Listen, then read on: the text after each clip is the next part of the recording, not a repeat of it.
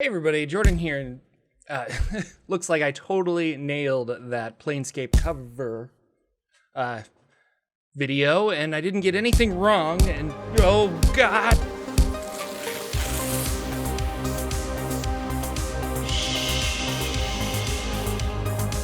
Hello everybody, Jordan here, the PH is silent, and yes, I got many comments pointing out that this fox lady on the cover of the new Planescape book for 5e is actually, it is not a kin that I thought it was. It is, and I have to read here, Shemenska, and Shemenska is Shemeshka the Marauder, specifically. King of the Cross Trade is an Arcanoloth, and she takes on a more fox appearance. I wanted to talk a little bit about her because I got it wrong. So let's see who she really is. So first of all, Arcanoloths are fiends, and I incorrectly called them demons. They are actually Yugoloths. So if devils are lawful and demons are chaotic, Yugoloths are neutral, and they're found in Gehenna natively. They might have come from the abyss and were pushed out by the chaos of the demons and then decided to reside in the lower planes of Gehenna, which is the neutral evil plane on the Great Wheel. Yugoloths have been in a lot of adventures in 5th edition, and they're typically like weird jackal-looking creatures. This one, though, specifically, Shemenska, is more fox-like and looks like a very beautiful fox from the upper planes. And so it's kind of interesting. She's very evil, very fiendish, but the juxtaposition there is she very much values her beauty and takes on a pleasant fox-like appearance. She does own and do business in Fortune's Wheel, which is a turn of Fortune's Wheel.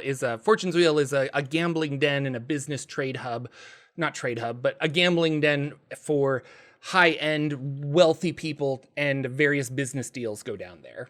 So she runs that. She actually hates Akin, which is interesting. And one of the reasons I think I missed this is that when you look her up in Uncaged Faces of Sigil, this is the picture of her, and I did not see that she's actually in the mirror, and we should be focusing on what's in the mirror as opposed to what the creature holding the mirror.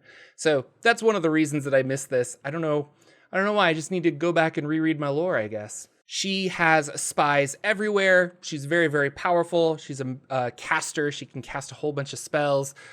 She might be part of the Planner Trade Consortium.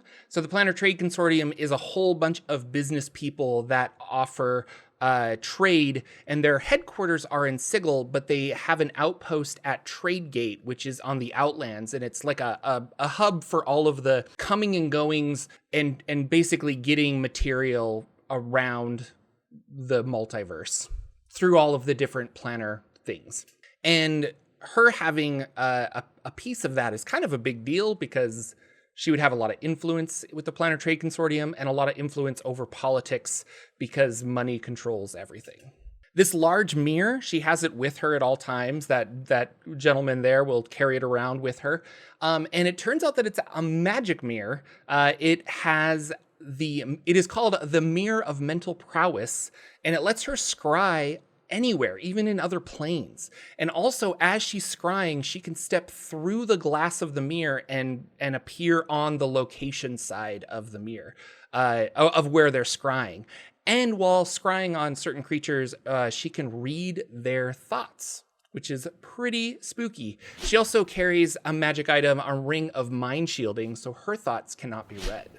She hates Akin, and if you ever compare the two of them together, she will murder you. She calls herself the King of the Cross Trades, and if you ask her why she isn't called the Queen of the Cross Trades, she will, again, murder you. It's kind of interesting. She's got poisonous claws. She's very volatile, very vain, and she has what I thought was interesting is a razor vine headdress, and she can take off a piece of that razor vine and use it as a whip to attack you. And Razorvine is really like a weed of the lower planes. It just kind of grows everywhere, and it has these heart-shaped, razor-sharp leaves on it. And it's in the world of Dungeons & Dragons, it's more of a hazard. If you fall into it, you can take damage because you'll get cut up. But it's interesting that she's embraced it and she's using it as a weapon. It also grows in Sigil. It kind of just grows in the weird places, but it's a a more fiendish lower planes vine. Just kind of quick video. I wanted to correct myself from last week about not truly understanding who she is. Apparently, Chris Perkins in Dice Camera Action did a lot of stuff with Shemenska, and so it would be curious to go back and watch some of those episodes. I'm going to link down below a 2017 lore you should know about Shemeshka the Marauder, and let me know what you think. Are you excited for this? And hey, sometimes, lore guys like myself get things wrong, and they make videos like this correcting themselves. Little update here. Gen Con starts in 2 days. I'm flying out tomorrow to go to Gen Con. So if you see me there, stop and say hi. I've got some Jordan pins that I can give you. Has a silent PH in the middle.